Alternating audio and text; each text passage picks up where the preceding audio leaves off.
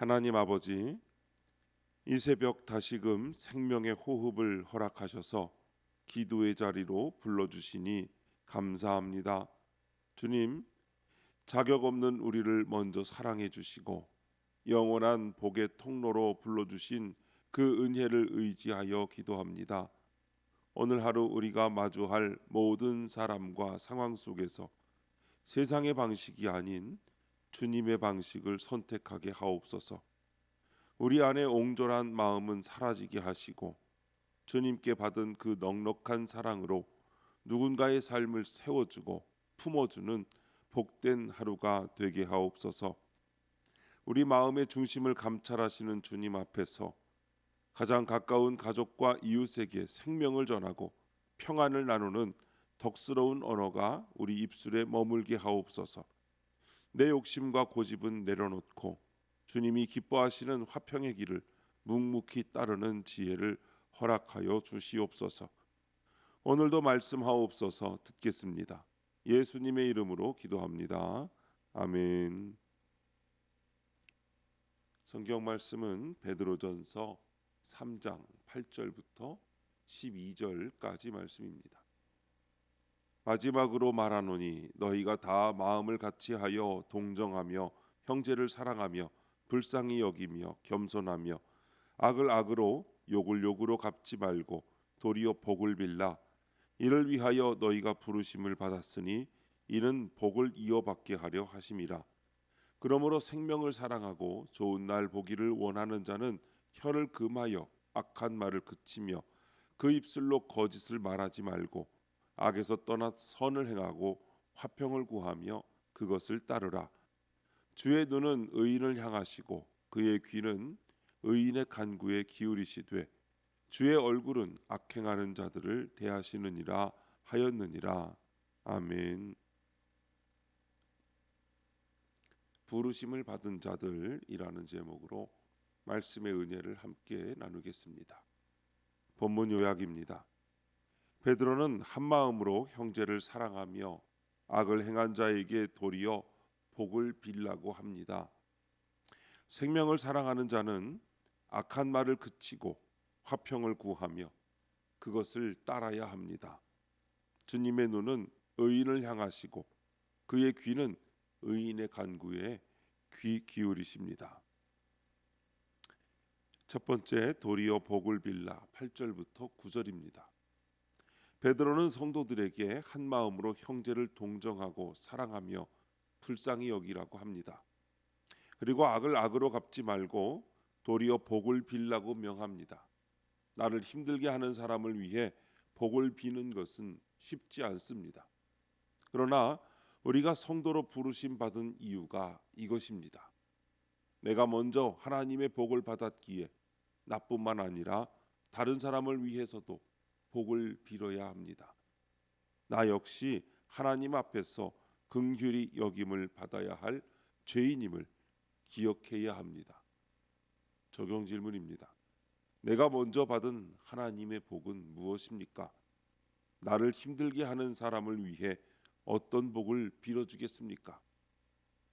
우리가 받은 가장 큰 복은 단순히 세상적인 형통이 아닙니다. 진노의 대상이었던 죄인이 그리스도의 보혈로 말미암아 하나님의 자녀가 되고 영원한 생명을 기업으로 받게 된 것입니다. 내가 누군가를 용서하고 복을 빌어주기 힘든 이유는 종종 내가 하나님 앞에서 얼마나 큰 긍휼을 입은 죄인인지를 잊어버리기 때문입니다. 1만 달란트 빚진 자가 탕감받은 그 어마어마한 은혜를 기억할 때 비로소 나를 힘들게 하는 이들을 향해 긍휼의 마음을 품을 수 있는 영적 여유가 생겨납니다. 내가 받은 복은 나를 힘들게 하는 사람보다 내가 더 나아서가 아니라 오직 주님의 전적인 은혜임을 기억해야 합니다. 나를 힘들게 하는 사람이 단순히 나의 상황을 편하게 해주는 사람이 되기를 구하는 수준을 넘어 그 사람 역시 하나님의 통치 아래 굴복하고 주님의 은혜를 경험하게 해달라고 기도해야 합니다. 오늘 여러분의 일터와 가정에서 여러분을 힘들게 하는 그 사람을 떠올려 보십시오. 그리고 그를 향해 도리어 복을 선포하십시오. 여러분의 입술을 통해 흘러나가는 그 축복이 결국 여러분의 삶을 복의 근원으로 만들고 우리를 부르신 하나님의 영광을 온 땅에 드러내게 될 줄 믿습니다. 두 번째, 화평을 구하며 따르라. 10절부터 11절입니다.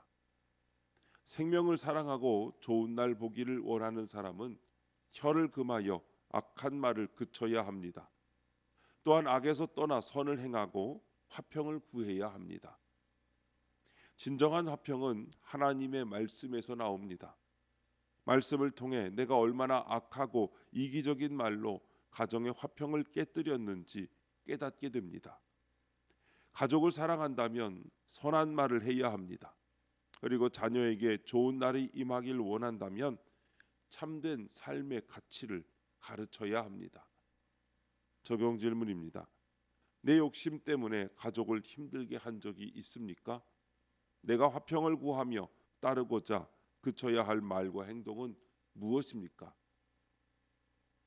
우리가 가정에서 무심코 쏟아내는 말들은 생각보다 깊게 가족의 영혼을 파고듭니다.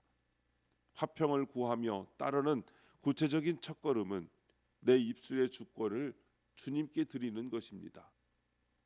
먼저 비난과 정죄를 그치십시오. 당신은 왜 항상 그 모양이야? 너는 도대체 누구 닮아서 이러니? 라는 말은 상대의 존재 자체를 부정하는 독설입니다. 그리스도께서 우리의 허물을 덮으시고 십자가에서 대신 죽으셨음을 기억한다면 우리는 정죄의 자리에 서서 판사가 될 수 없습니다.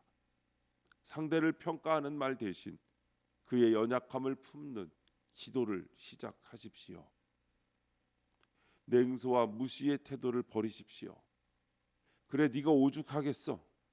말해봐야 뭐하니? 라는 냉소는 관계의 문을 닫아버리는 무서운 무기입니다. 이는 상대방을 하나님의 형상으로 보지 않는 교만에서 나옵니다. 차가운 비아냥 대신 그랬구나, 참 힘들었겠구나 라는 공감의 언어로 그리스도의 온기를 전하십시오. 또한 비교의 말을 멈추십시오. 누구네 집 남편은, 누구네 집 자식은 이라면서 하는 비교는 감사를 메마르게 하고 시기라는 죄를 가정에 불러들입니다. 각 사람을 향한 하나님의 독특한 계획을 신뢰하십시오. 남과의 비교가 아닌 어제의 모습보다 오늘 더 그리스도를 닮아가려는 노력에 집중하며 당신이 내 곁에 있어 참 고맙다는 선한 고백을 선포하십시오. 이것이 가정의 영적 공기를 바꾸는 생명의 언어입니다. 세 번째, 의인을 향하신 주의 눈 12절입니다. 주의 눈은 의인을 향하시고 그의 귀는 의인의 간구에 기울이십니다. 반면 악행하는 자들에게는 얼굴을 대하여 진노하십니다. 하나님은 멀리 계신 것 같지만 자기 자녀들인 우리를 언제나 지켜보십니다. 문제가 해결되는 것보다 하나님이 나를 알고 계신 것이 더 큰 축복입니다. 따라서 현재의 고난 때문에 하나님을 원망하지 말고 말씀을 묵상하며 하나님의 뜻을 구하는 것이 부르심 받은 자의 모습입니다. 적용 질문입니다. 요즘 나는 어떤 일로 하나님께 기도하고 있습니까? 주께서 나를 고난 가운데 두신 것이 축복임을 인정합니까? 지금 여러분은 어떤 일로 하나님 앞에 엎드리고 계십니까? 질병의 문제입니까? 관계의 아픔입니까? 혹은 앞길이 보이지 않는 막막함입니까? 우리가 기억해야 할 것은 주님께서 우리를 그 고난의 자리에 두신 것이 결코 방관이 아니라는 점입니다. 오히려 그 고난은 우리의 시선을 세상에서 돌려 주님의 눈과 마주치게 만드는 통로가 됩니다. 주께서 나를 고난 가운데 두신 것이 축복임을 인정하는 순간 우리는 문제 해결을 구하는 기도를 넘어 하나님의 뜻을 구하는 기도로 나아가게 됩니다. 내가 처한 환경이 바뀌지 않더라도 주님이 나를 보고 계신다는 그 확신 하나만으로 우리는 다시 일어설 힘을 얻습니다. 오늘 하루 여러분의 삶의 현장에서 여러분을 향해 고정된 주님의 눈동자를 의식하며 살아가시길 바랍니다. 주님은 여러분의 상황을 다 알고 계시며 여러분의 작은 신음에도 귀를 기울이고 계십니다. 문제가 해결되느냐 아니냐보다 더 중요한 것은 지금 이 순간 내가 하나님의 통치 아래 있으며 그분의 세심한 돌봄을 받고 있다는 사실입니다. 그 주님의 시선 안에서 참된 평안을 누리며 고난마저도 하나님의 깊은 은혜를 경험하는 축복의 시간으로 바꾸어가는 저와 여러분이 되시기를 주님의 이름으로 축원합니다. 기도하겠습니다. 하나님 아버지, 저희를 힘들게 하는 사람을 위해 복을 빌어줄 수 있는 마음을 허락하옵소서. 가정과 일터에서 말씀대로 선한 말을 하여 화평을 이루게 하옵소서. 고난 중에도 주님을 원망하지 않고 말씀을 묵상하며 적용하는 의인이 되게 하옵소서. 주님, 이 시간 주님께 기도드리는 성도의 기도 가운데 함께하여 주시옵시고 주님의 세미한 음성을 들려주시며 그 선하신 손길로 붙들어 주시옵소서. 우리 주 예수님의 이름으로 기도드립니다. 아멘.